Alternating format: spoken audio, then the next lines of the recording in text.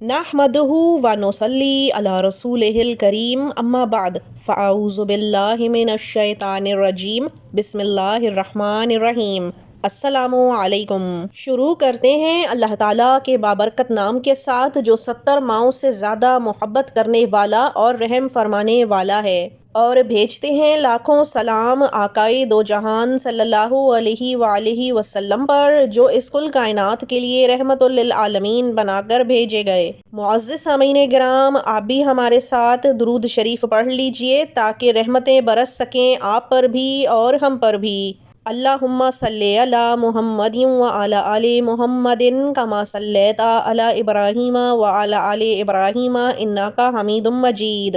اللہم بارک علی محمد وعلی آل محمد کما بارکت علی ابراہیم وعلی آل ابراہیم انک حمید مجید۔ معزز سامعین گرامی، ایک زمانہ تھا کہ جب ہر گھر میں سکون اور خوشی ہوا کرتی تھی، امن و امان ہوا کرتا تھا، اور بہت سارے لوگ مل کر جوائنٹ فیملی میں رہ لیا کرتے تھے۔ یہ کوئی بہت پرانی بات بھی نہیں، لیکن جب ہر ایک کے دل بڑے ہوا کرتے تھے، غلطیاں معاف کر دی جاتی تھیں اور ایک روٹھے ہوئے کو منا لیا جاتا تھا، ہر جتن کیا جاتا تھا کہ کنبہ جڑا رہے اور دل بھی قریب رہیں، اور بڑے بڑے گھرانے اسی طرح پیار محبت کے ساتھ ایک چھت کے نیچے رہ لیا کرتے تھے۔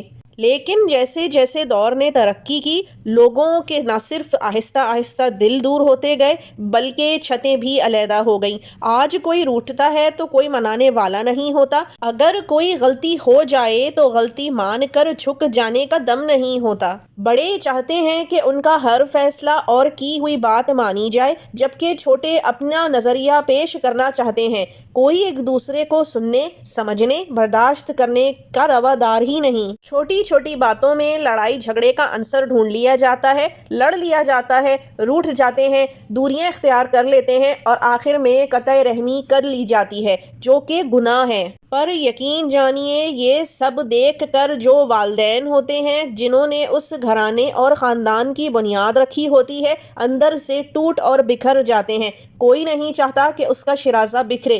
والدین اپنی اولاد کو آگے بڑھتا، ترقی کرتا دیکھنا چاہتے ہیں اور خوش ہوتے ہیں، لیکن گھروں میں بٹوارے ہوں، دلوں میں کدورتیں ہوں، ایسا کوئی والدین نہیں چاہتے۔ آج کا المیہ بتائیں آپ کو تو معزز سامعین، یہ دور اس قدر خراب ہے کہ بے شمار جگہوں پر یہ بھی دیکھا جاتا ہے کہ والدین خود ہی اولاد کو برداشت نہیں ہو رہے ہوتے۔ صرف ماں اور باپ مل کر 8-9 بچے پال لیتے ہیں، لیکن جب ان کا خیال کرنے کا وقت آتا ہے تو انہی 8-9 اولادوں کی نہ تو جیب، نہ دل، نہ پیسوں میں گنجائش نہیں نکل پاتی۔ معزز سامعین گرامی، آج جو وظیفہ ہم آپ کو ہدیہ کر رہے ہیں، یہ ہر طرح کے لڑائی جھگڑوں کو ختم کرنے میں، دلوں میں دوریاں، نفرتیں، کدورتیں بھی ختم کرنے میں، نہ صرف یہ بلکہ شادیاں ہونے کے بعد بہن بھائی کی دشمن، بھائی بہن سے خائف، بہنوں بہنوں میں آپس میں نہیں بنتی، اور کہیں کہیں ساس بہوؤں میں یا دامادوں میں نہیں بنتی، ہر طرف دل چھوٹے ہو چکے۔ شوہر اور بیوی کو لے لیجئے تو ان میں بھی آپس میں بنتی نہیں، لڑائی جھگڑے ہوتے ہیں، دل میں دوریاں پیدا ہوتی ہیں، اور آخر میں خلا یا طلاق تک بات چلی جاتی ہے۔ بے شک حلال ہی صحیح، لیکن حلال کاموں میں اللہ تعالیٰ کا ناپسندیدہ ترین کام طلاق ہے، جس سے ساتوں آسمان بھی لرز جاتے ہیں۔ کسی بھی گھر کی بنیادیں ہلانے کے لیے لڑائی جھگڑا کافی ہوتا ہے، اور اس کو ختم کرنا اور دلوں میں گنجائش، محبت اور عزت پیدا کرنا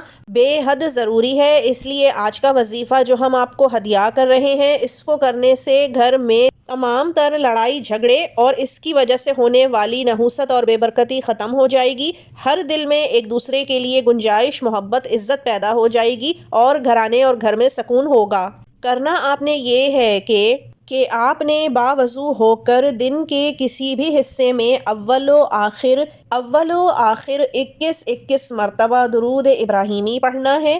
درمیان میں پہلے 786 مرتبہ بسم اللہ الرحمن الرحیم پڑھ لیں گے، اور اس کے بعد بسم اللہ پڑھنے کے بعد 313 مرتبہ یا رحمانو یا رحیمو، یا رحمانو یا رحیمو، یا رحمانو یا رحیمو، اسی طرح ملا کر پڑھ لینا ہے۔ اور پھر اس کو آپ نے دم کرنا ہے اس پانی پر جو گھر میں پیے جانے کے لیے استعمال ہوتا ہے۔ کولر ہو، بڑی 19 لیٹر والی بوتلیں ہوں، یا پھر کوئی چھوٹی چھوٹی بوتل ہو۔ اصل مقصد یہ ہے کہ سارے گھر والے دن میں کم از کم 1 سے 2 بار اس پانی کو پی لیں۔ جب یہ پینے کا پانی ختم ہونے لگے تو اسی وظیفے کو دوبارہ دہرا لیں کہ یہ دم کیا ہوا پانی 41 دن تک گھر والوں کو استعمال کرایا جا سکے۔ انشاءاللہ آپ کے گھر سے تمام بے برکتی، نحوست، لڑائی جھگڑے، کدورتیں ختم ہو جائیں گی اور ہر طرف امن اور محبت پیدا ہوگی۔ اب ہمیں اجازت دیجیے، اگلی دفعہ تک کے لیے وآخر الدعوانا ان الحمدللہ رب العالمین۔ اللہ حافظ۔